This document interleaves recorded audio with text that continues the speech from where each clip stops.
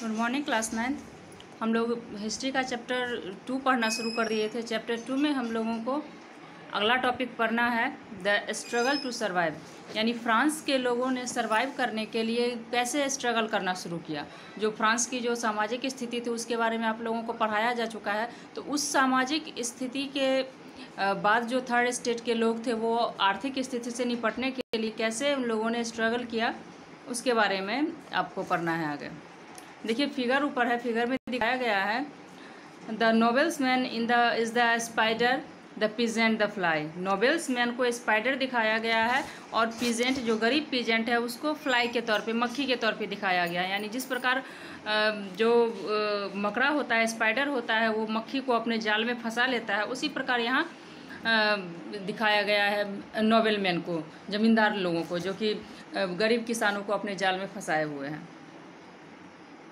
तो देखिए यहाँ गरीब किसान फिगर में दिखाया जा चुका है कि गरीब किसान जो है वो ज़मींदारों के लिए कितना कुछ लेके आया है। This poor fellow brings everything, grains, fruit, money, salad and the lord sits there ready to accept it all, he does not even care to grace him with a look. है ना, ये गरीब किसान जो है ज़मींदार के लिए बहुत कुछ लाया है, जिसमें ग्रेन्स है, फ्रूट्स है, मनी है, सलाद है, बहुत सारा सामान लाया है। लेकिन ये ज़मींदार जो है सब कुछ एक्सेप्ट करने के लिए तैयार है, लेकिन एक नज़र इसको देखने के लिए तैयार नहीं, इसकी हालत पर एक नज़र डालने के लिए तैयार नहीं है, लेकिन सब कुछ एक्सेप्ट करने के लिए तैयार है। The more than devil has the more he wants. है ना, तो अब डेविल के पास, जो आदमी बुरा आदमी होता है, उसके पास जितना धन है या जितना जो भी सामान है उससे और ज़्यादा पाने की उसकी इच्छा होती है। वही हाल यहाँ पे ज़मींदार का है, इसके पास जितना ज़्यादा धन है, जितना ज़्यादा ग्रेन है, उतना ही ज़्यादा इसको पाने की इच्छा है। इसी को इस पिक्चर में दिखाया गया है। आगे चलिए शुरू करते हैं। The struggle to survive. Survive करने के लिए क्या क्या स्ट्रगल करना पड़ा वहाँ के लोगों को। The population of France rose from about 23 million in 1715 to 28 million in 1789। जैसा कि बताया गया है कि फ्रांस की आबादी जो थी वो 1715 में 23 मिलियन थी, जो कि बढ़ के 1789 में 28 मिलियन हो गई। This led to a rapid increase in the demand for food grains. तो जाहिर है कि पॉपुलेशन बढ़ेगा तो फूड ग्रेन्स में का डिमांड बढ़ेगा। किसी भी देश का जब पॉपुलेशन बढ़ता है तो सबसे पहले खाद्य सामग्री का डिमांड बढ़ता है। Production of grains could not keep pace with the demand. लेकिन जिस गति से डिमांड बढ़ रहा था, जिस गति से पॉपुलेशन बढ़ रहा था, उस गति से डिमांड को पूरा नहीं किया जा रहा था, प्रोडक्शन उस गति से नहीं बढ़ पा रहा था। So the price of bread which was the staple diet of the majority rose rapidly. तो इस प्रकार जाहिर था कि जिस हिसाब से डिमांड बढ़ रहा है उस हिसाब से प्रोडक्शन नहीं बढ़ रहा है, तो जाहिर है जो वहाँ पे ज़रूरत का सामान था, जो खाद्य सामग्री थी, उसकी कीमत बढ़ेगी ही। तो वैसा ही हुआ और उसकी कीमत बढ़ गई। Most workers were employed as labourers in workshop whose owner fixed their base.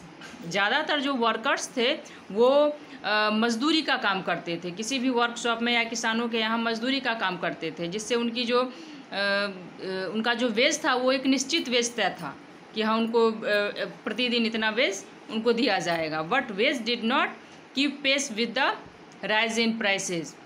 लेकिन जो वेज उनका था, वो वेज जो था, जैसे ब्रेड का प्राइस जो था वो दिनों दिन बढ़ता जा रहा था, उस हिसाब से जो लेबर थे, जो मजदूर थे, उनका वेज नहीं बढ़ रहा था। So the gap between the poor and the rich widened. तो इस प्रकार क्या हुआ कि पुअर और अमीर के बीच जो खाई थी वो और ज़्यादा बढ़ती गई। यानी उन दो अमीर और गरीब के बीच की जो दूरी थी वो और ज़्यादा हो गई। Things became worse whenever drought or hail reduced the harvest. है ना, और सिचुएशन और ज़्यादा ख़राब हो जाती थी तब जब या तो सूखा पड़ता था या फिर ओलावृष्टि हो जाती थी। उस समय चूँकि उस समय फसल और ज़्यादा ख़राब हो जाती थी, तो उस समय स्थिति और ज़्यादा ख़राब हो जाती थी। This led to a subsistence crisis, something that occurred frequently in the France during the old regime। तो इसके कारण चूँकि वहाँ पे गरीबी तो पहले से ही थी, पॉपुलेशन बढ़ने के कारण डिमांड बढ़ रही थी, और जिस गति से डिमांड बढ़ रही थी उस गति से प्रोडक्शन नहीं हो पा रहा था, तो जिसके कारण गरीबी तो चारों तरफ थी ही। और इस पर अगर सूखा पड़ जाए, ओलावृष्टि हो जाए तो इन कारणों से और ज़्यादा स्थिति खराब हो जाती थी, जिसको सब्सिस्टेंस क्राइसिस कहते हैं। यानी सब्सिस्टेंस क्राइसिस एक ऐसा वर्ड है जिसमें हम ये कह सकते हैं कि एक ऐसा सिचुएशन है, सब्सिस्टेंस क्राइसिस एक ऐसी क्राइसिस की स्थिति है जिसमें आदमी को जो आधारभूत ज़रूरत है, आदमी की, मनुष्य की जो आधारभूत ज़रूरत है वो भी उसको नहीं मिल पाती है। जैसे देखिए यहाँ पे दिया गया है, subsistence crisis in extreme situation where the basic means of livelihood are endangered, है ना। एक ऐसा सिचुएशन, एक ऐसा एक्सट्रीम सिचुएशन जिसमें जो बेसिक मीन्स है लाइवलीहुड का, जीवन जीने का जो आधार है वो खतरे में पड़ जाए, उस सिचुएशन को हम सब्सिस्टेंस क्राइसिस कहते हैं।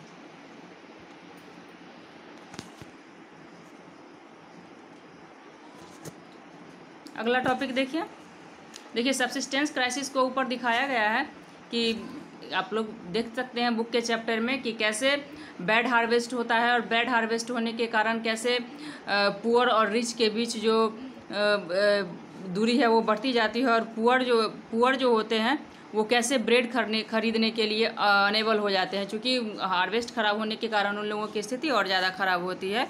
और इसके बाद क्या होता है, इसके बाद डिजीज़ होता है, एपिडेमिक्स होता है। जाहिर है कि अगर गरीब आदमी ज़रूरत का सामान नहीं खरीद पाएगा, भोजन नहीं कर पाएगा, तो जाहिर है कि डिजीज़ और एपिडेमिक्स होगा, जो कि सब्सिस्टेंट क्राइसिस का कारण बनता है। देखिए अगला topic, growing middle class envisages an end to privilege.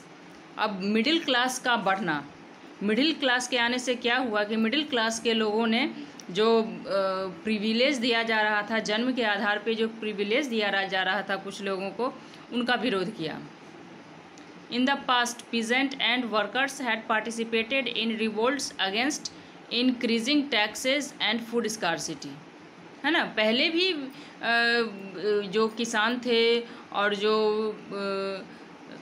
Workers थे, उन लोगों ने इसके जो टैक्स उन लोगों के लिए बढ़ाया गया था, या फिर जो फूड की स्कार्सिटी थी, फूड की कमी थी, इस चीज़ के लिए उन लोगों ने पहले भी विरोध किया था। But they lacked the means and programs to carry out full scale measures that would bring about a change in the social and economic order, है ना। लेकिन उन लोगों के पास माध्यमों की कमी होने के कारण, प्रोग्राम की कमी होने के कारण, यानी किस ढंग से अपने जो उन लोगों ने जो रिवोल्ट किया है उसको किस ढंग से चलाया जाए, इसकी समझ की कमी होने के कारण वो लोग पूरी तरह से इसका विरोध नहीं कर सके। This was left to those groups within the third estate who had become prosperous and had access to education and new ideas। और इन विरोधों में ये जो रिवोल्ट था उसमें ऐसे लोग शामिल थे जो थर्ड स्टेट से थे और जो प्रोस्पेरस थे और एजुकेटेड थे, है ना। और एजुकेटेड होने के कारण उनमें जो नए विचार थे वो आने शुरू हुए, और इसके विचारों के कारण उन्होंने विरोध करना शुरू किया। The 18th century witnessed the emergence of social groups termed the middle class, who earned their wealth through an expanding overseas trade and from the manufacture of goods such as woolen and silk textile that were either exported or bought by the richer members of the society। अब देखिए 18th century में ऐसे एक class का उदय हुआ, ऐसे सामाजिक वर्ग का उदय हुआ जिसे मिडिल क्लास कहा गया, है ना। और ये मिडिल क्लास जो था, ये इनके पास पैसा कहाँ से आया, ये या तो ओवरसीज ट्रेड करते थे जिसमें सिल्क और वुलन का होता था, ये लोग सिल्क और वुलन का ट्रेड करते थे। तो ट्रेड या तो ओवरसीज होता था या फिर जो सोसाइटी के रिचर मेंबर्स थे उनके साथ ये ट्रेड करते थे। In addition to merchants and manufacturers, the third state included professions such as the lawyers, administrative officers। अब देखिए इनमें मर्चेंट्स के अलावा जो मिडिल क्लास के ग्रुप थे, जो मिडिल क्लास के जो लोग थे, ये थर्ड स्टेट के ही लोग थे। इनमें मर्चेंट्स तो शामिल थे ही और जो मैन्युफैक्चरर्स थे वो तो थे ही, इसके अलावा एडमिनिस्ट्रेटिव ऑफिसर्स भी थे और लॉयर्स भी थे। All of these were educated and believed that no group in society should be privileged by birth. ये सारे लोग जो थे वो एजुकेटेड थे और इन लोगों का ये विश्वास था कि सोसाइटी के किसी भी ग्रुप को बर्थ के आधार पे कोई भी प्रिविलेज नहीं मिलना चाहिए। Rather A persons social position must depend on his merit, है ना। तो जन्म के आधार पे किसी भी आदमी को सोशल प्रिविलेज नहीं मिलना चाहिए, बल्कि उसके मेरिट के आधार पे, किसी भी आदमी का जो गुण है, उसके अंदर जो गुण है उसके आधार पे उसको समाज में जो उसका पोजीशन होना चाहिए वो उसके मेरिट के आधार पे होना चाहिए। These ideas envisaging a society based on freedom and equal laws and opportunities for all. तो ये जो आइडियाज़ थे, ये आइडिया ऐसे सोसाइटी पर जोर दे रहे थे जो फ्रीडम पर बेस्ड हो और इक्वल लॉ पर आधारित हो, है ना। एक ऐसा सोसाइटी जो फ्रीडम और इक्वल लॉ पर आधारित हो और जिसमें सब के लिए इक्वल अपॉर्चुनिटी अवेलेबल हो, है ना। तो ऐसा ही विचार जो था, जो इक्वल लॉ और इक्वल अपॉर्चुनिटी वाला जो सोसाइटी था, सोसाइटी वाला जो आइडिया था, ये वहाँ के फिलोसफर्स के द्वारा भी ऑफर किया गया, जिनमें जॉन लॉक हैं और जीन जैकस रूसो हैं।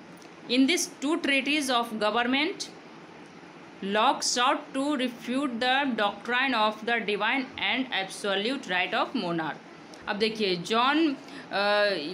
जॉन लॉक जो थे, उन्होंने अपने book two treatise of government में जो राजा का जो दैवी सिद्धांत हुआ करता था और जो उसका निरंकुश अधिकार होता था, पहले राजा को दैवी सिद्धांत दिया जाता था, यानी ऐसा माना जाता था कि राजा जो होता है वो गॉड का प्रतिनिधि है और जनता पर अधिकार से शासन करना वो ये उसका कर्तव्य है, कि वो उसका जनता का अधिकार है कि हर राजा की आज्ञा का पालन करे और राजा को ये अधिकार जो मिले हैं वो दैवी शक्तियों से प्राप्त हुए हैं। तो इन सिद्धांतों के विरोधी थे ये सारे फिलोसफर, जिसमें जॉन लॉक भी एक थे, जिन्होंने टू ट्रीटीज ऑफ गवर्नमेंट में इन सिद्धांतों को, राजा का जो दैवी सिद्धांत था उसका विरोध किया। और ये बुक जो आया टू ट्रीटीज ऑफ गवर्नमेंट, ये 1689 में जॉन लॉक के द्वारा लिखा गया।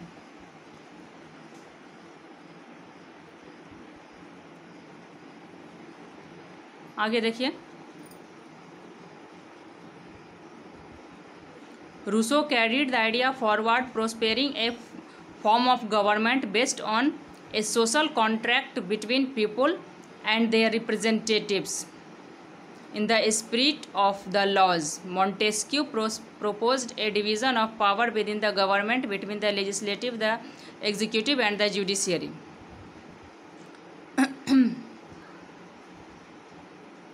देखिए, अब इसी आइडिया को आगे ले जाया गया रूसो के द्वारा। रूसो का जो आइडिया था, जिसमें एक ऐसे सोसाइटी की कल्पना की गई जिसमें सोशल कॉन्ट्रैक्ट के द्वारा जो भी पावर है वो वहाँ की जनता और उनके रिप्रेजेंटेटिव के बीच जो भी पावर है उसको शेयर किया जाए। एक सोशल कॉन्ट्रैक्ट हो, किसी भी क्षेत्र की जो जनता है और वहाँ के जो रिप्रेजेंटेटिव हैं उनके बीच एक सोशल कॉन्ट्रैक्ट हो और उस सोशल कॉन्ट्रैक्ट के आधार पे उस देश का शासन चलाया जाए। In the spirit of the laws, Montesquieu proposed a division of power within the government between the legislative, the executive and the judiciary.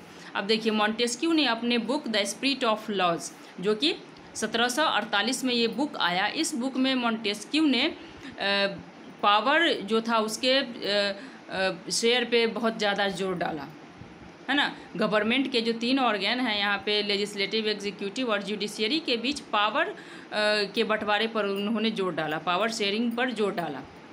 This model of government was put into force in the USA after the 13 colonies declared their independence from Britain.